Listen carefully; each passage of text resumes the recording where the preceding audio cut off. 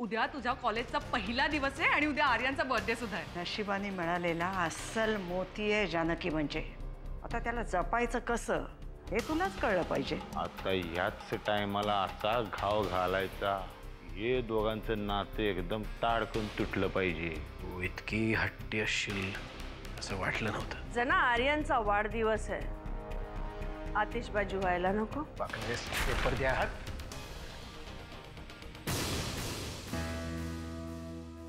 वामन बोलून आणू काय? लहानपणापासून लई त्याच्या शो वाकनेस वामनला बोलवा। हो साहेब।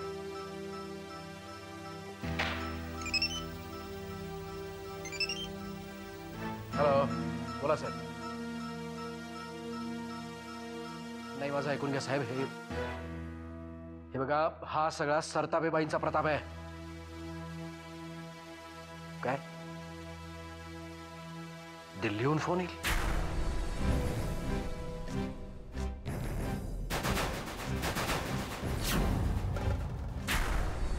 आणि दैनिक जागर म्हणते किल्लेदारांची तटबंदी ढासळली। मी म्हंटल होतं ना तुला, किल्लेदारांच्या घरात उद्या बॉम्ब फुटणार। अगं बॉम्ब नाही भूकंप म्हण भूकंप। ए त्याचे काय ते रिस्केल का फिस्कल स्केल पण मोजता येणार नाही।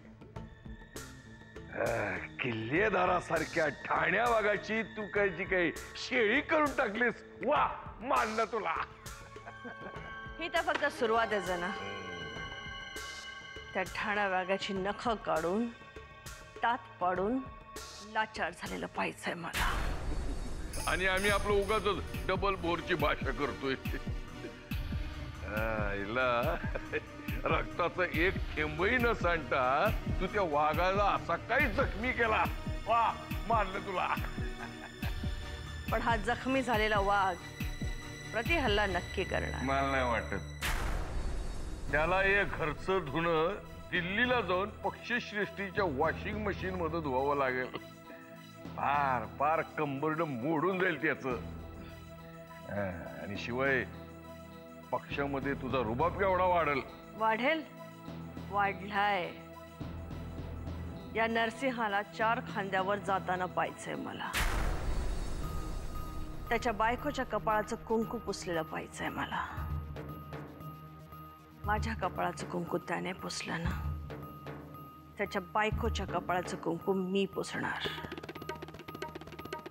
विनायक ज्या दिवशी गेला त्या दिवशीच आपण त्याला दणका दिला। गंधरे येत्या 6 महिन्यात तुझी इच्छा पूर्ण होणार। Wish you a many many many happy returns of the day। हा थँक्यू व्हेरी मच। पण अमृता खरं सांगू का, म्हणजे बघ ना आज माझा वाढदिवस आहे, लोक मला विश करतायत, पण तसं पाहिलं तर ह्यात माझा काय कॉन्ट्रीब्युशन आहे? आर्यन तू जरा सर्किट आहेस करे, किंवा मग ना तू वयाच्या आधी जरा जास्तच म्हातारा झालायस। अगं पण लोकांच्या शुभेच्छा घेत नाहीये यात काय चुकलं माझं? तू काय मंद आहेस करे जरा? एक तरुण मुलगी तुला तुझ्या वाढदिवसाच्या दिवशी विश करते आणि तू भाषण देतोयस। शी, मी ना तुला 70s मधला हिरो म्हणते ना, ते अगदी बरोबर आहे। अमृता मी 1970s मधला हिरो आहे का ते मला माहित नाही, पण तू नक्कीच ना बोलपटातली हिरोईन असणार। म्हणजे बघ ना, काम ना धंदा उगाच आपली स्वप्न बघायची, आणि स्वप्न पण कसली ब्लॅक अँड व्हाईट। हो ना, मग तू येऊन रंग भर ना माझ्या स्वप्नांमध्ये। मला कुठेतरी पार्टीला घेऊन जा 5 स्टार हॉटेलमध्ये। 5 स्टार हॉटेल? हातगाडीवरचा वडापाव खाऊ घालणे इतके पैसे नाही आहेत माझ्याकडे। ठीक आहे ना, मग आज माझ्याकडून उधार घे आणि पुढे मागे कधी फिलॉसॉफर झालास तर दे परत, कारण तू जास्तीत जास्त तेवढंच करू शकतोस। नाही नाही, काय म्हणायचं तुला? फिलॉसॉफर होणं काय वाईट असतं? हो, कारण फिलॉसॉफरची बायका मुलं ना नेहमी उपाशी मरतात। अमृता तुझ्याकडून पैसे घेतले ना मी, तर ते फेडण्यासाठी ना आयुष्यभर तुझ्या बाबांची चाकरी करावी लागेल मला। ए, माझ्या बाबांबद्दल काही बोललेलं मी अजिबात सहन करणार नाही। लवकर कॉलेजला ये, I be waiting for you. ठीक आहे, भेटू, बाय बाय।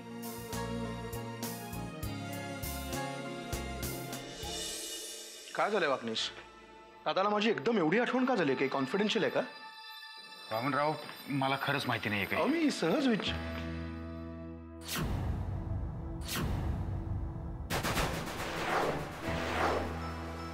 काय झालं दादा? याला सांगितलं नाहीत काय झालं ते? साहेब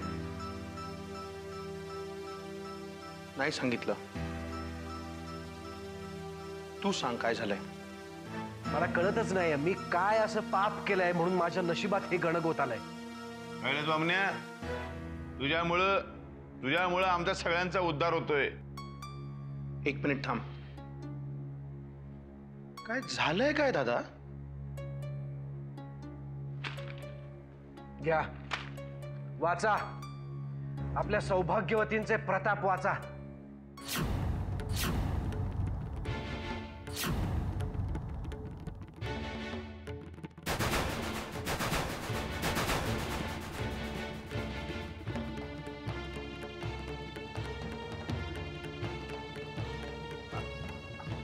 आय एम सॉरी दादा, मला यातलं खरंच काहीही माहित नाहीये. माहित नाही? अरे नवऱ्याच्या पाठीमागे बायको काय करते नवऱ्याला माहित नाही होय? नवरा शेपूट घालून बसला तर काय होणार? दादा प्लीज बिलीव्ह मी, मला यातलं खरंच काहीही माहित नाहीये. मग आता ह्या पुढचं तू बोलणार आहेस तिच्याशी का मी बोलू? नाही ना दादा, तूच बोल. ती ह्याला थोडीच भीक घालते. परशू नको, मी बोलीन. आणि मग तुला वाटत असेल तर तूही बोल. उगाच गैरसमज नकोत.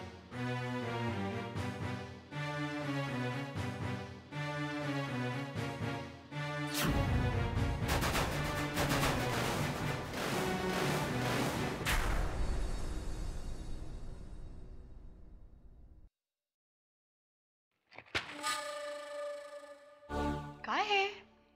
ह्याच प्रश्नाचं उत्तर तुला आता सगळ्या घराला द्यायचं आहे.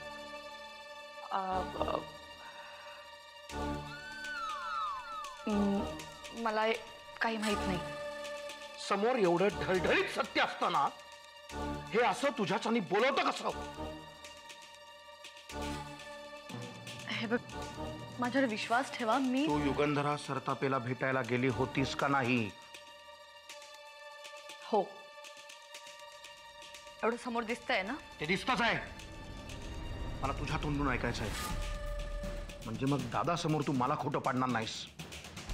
मी अजिबात खोटं बोलणार नाही, कारण मी कोणतंही पाप केलेलं नाहीये. मी फक्त त्यांना भेटायला गेले होते. त्यांचे आणि आपले शत्रुत्वाचे संबंध आहेत हे माहिती असून सुद्धा.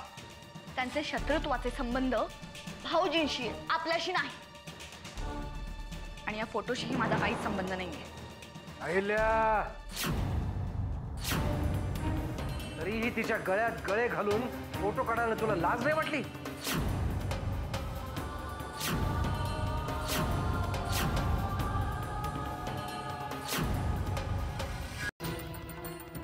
काय समजतेस काय तू स्वतःला?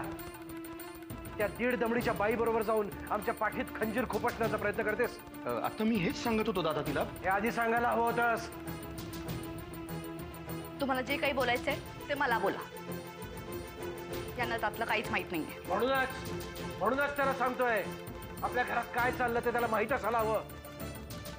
अरे काय ग, तुला आमदारकीचा इतका सोस आहे म्हणून विधान परिषदेवर घेत होतो ना तुला. भीक म्हणून फेकलेली आमदारकी नकोय मला. मी माझी समर्थ आहे. काय म्हणालीस? तू समर्थ आहेस?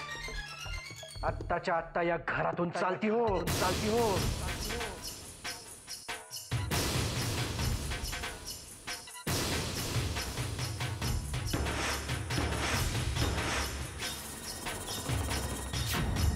आजपर्यंत मी फेकलेल्या भिकेवरच जगतेस.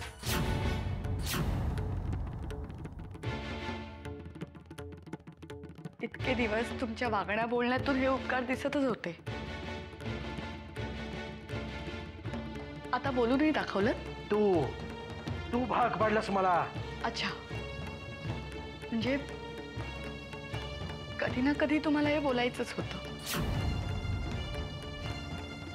मग इतके दिवस का थांबला? कारण इतके वर्षात तुझे खरे रंग दाखवले नव्हतेस तू.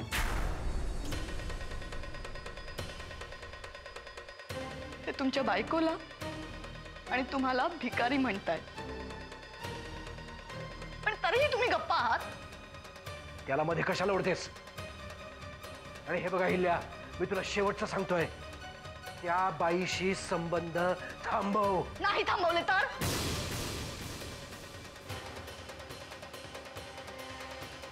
तर माझ्या प्रतिस्पर्ध्यांचं काय होतं हे विरोधकांना जाऊन विचार. सुरुवात होण्याआधीच संपलीस कधी कळणार सुद्धा नाही तुला.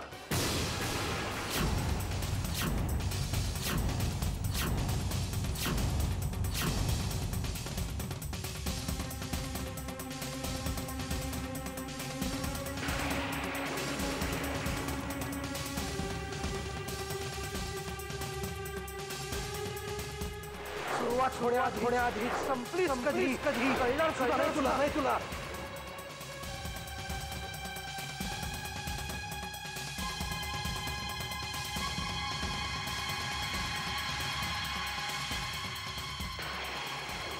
काय चाललंय का या घरात?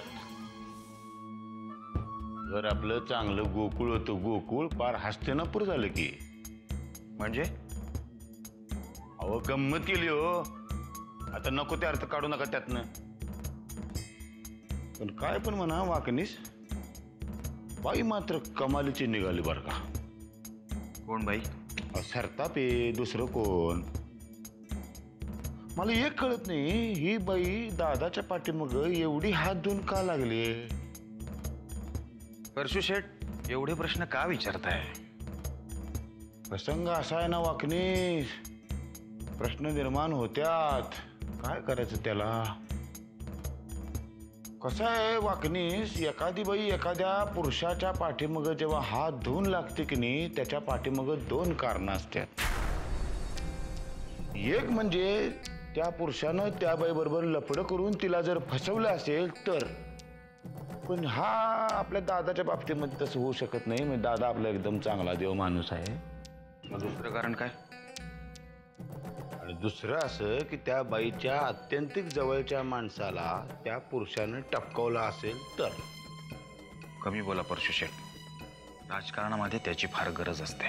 पण प्रश्न पडत्यात, त्याचं निरसन व्हायला नको काय? तुम्हाला सांगितलं ना मी, राजकारणामध्ये समोर घडणाऱ्या किंवा बोलल्या जाणाऱ्या सगळ्याच गोष्टी आपल्यासाठी असतातच असं नाहीये.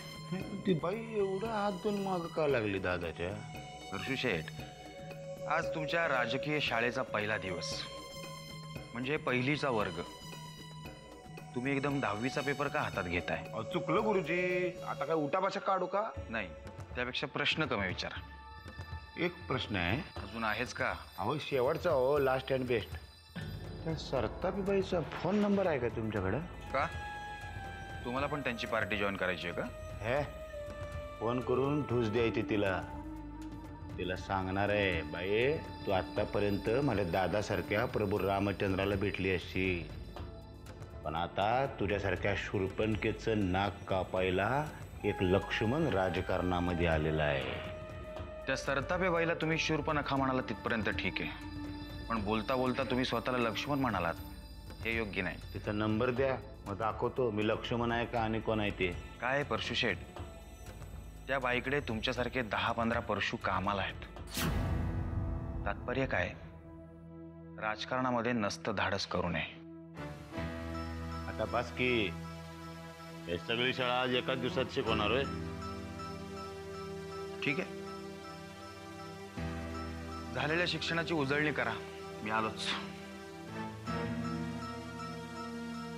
अरे वाकण्या, सरतापेबाईकडे परशू सारखे 10-12 असतील, पण परशू नसेल. कळलं काय? आता मात्र काही झालं तरी या सरतापेबाईचा फोन नंबर मिळवलाच पाहिजे. पण कसा मिळवणार?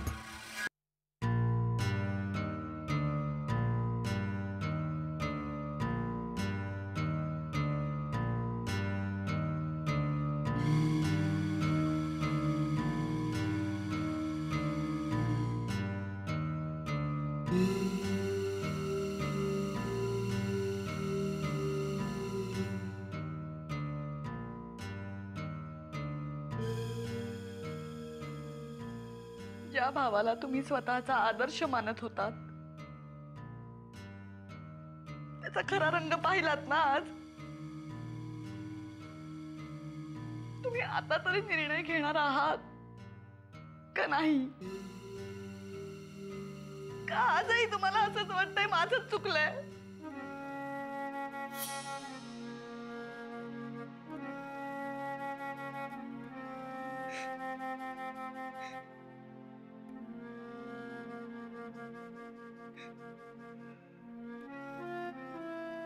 तुझं बरोबर आहे अहिल्या.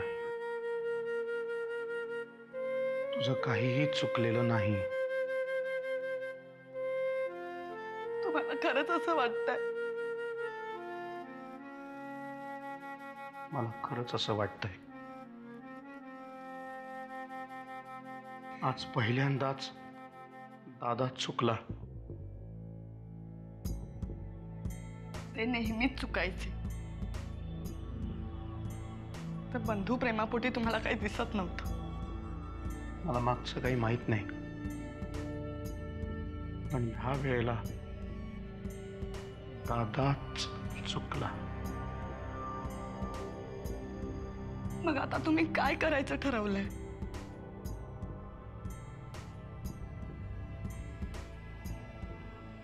माहित नाही. माहित नाही.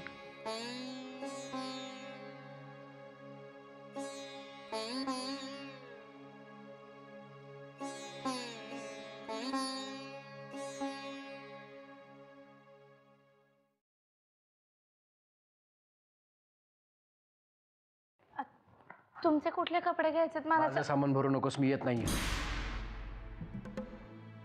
का? नाही येऊ शकत आहे मी. पाठीत खंजीर खुपसणाऱ्यांची संख्या कमी नाही आपल्या घरात. काय झालंय काय ते तरी? प्रत्येकालाच नरसिंह किल्लेदार बनायचंय. मग मला सुखासुखी कसं जगू देतील? काय झालंय तू ते? तुझं सामान भर आणि तयार राहा, आणि पुढचा अर्धा तास मला कोणीही त्रास देऊ नका प्लीज.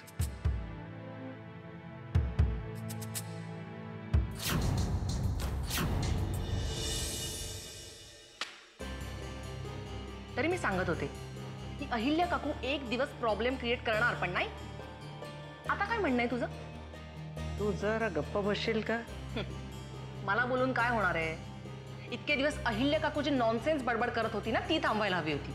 अगं आता तू आणि मी एकमेकांवर चिडून काही होणार आहे का? आत्याजी, या सगळ्या प्रकरणामुळे बाबांच्या तब्येतीवर जर काही परिणाम झाला ना, तर मी अहिल्या काकू बरोबरच त्या युगंधरा सरतापेला पण माफ नाही करणार. आत्याबाई, काय झालंय? हे सकाळपर्यंत ठीक होते, आता असे त्रासल्यासारखे का दिसतंय?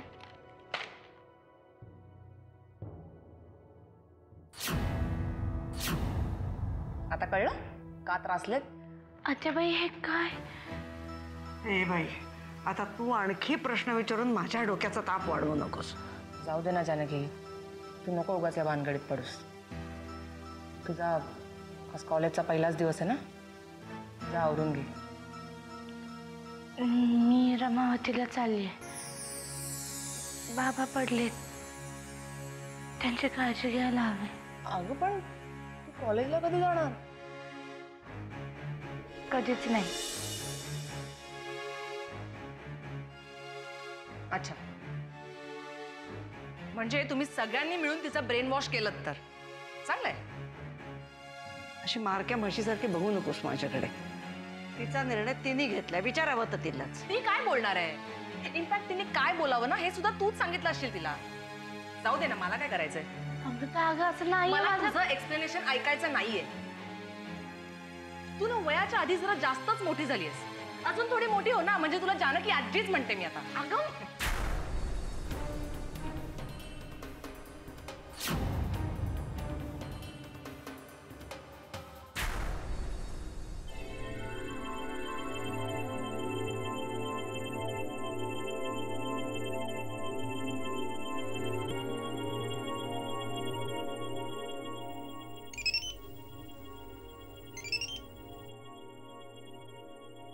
हॅलो.